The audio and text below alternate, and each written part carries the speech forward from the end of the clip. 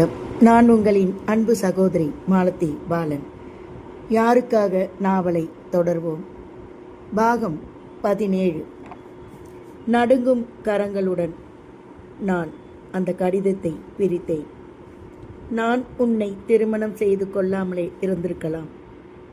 என்னை அல்லாமல் வேறு ஒருவருடன் நீ இணைந்திருந்தால் உன் வாழ்க்கை வளமுடன் அமைந்திருக்கும். இந்த பாவியால் தான் உன் வாழ்வே நரகமாகிவிட்டது. நீ என்னை வெறுத்திட வேண்டும் என்றுதான் இறுதி வரையில் மௌனம் காத்தேன். ஆனால் இந்த பாவியை மறக்க முடியாமல் நீ விஷம் அருந்திய போது நான் எப்படியெல்லாம் துடித்து போனேன் தெரியுமா உனக்கு? எப்படியோ அந்த ஆண்டவன் உன்னை காப்பாற்றி விட்டான். ஆனால் என் இனியவளை பிரிந்து நான் தவித்த தவிப்பு யாருக்கு புரியும்? எப்படியும் இக்கடிதம் முழுவதையும் படித்து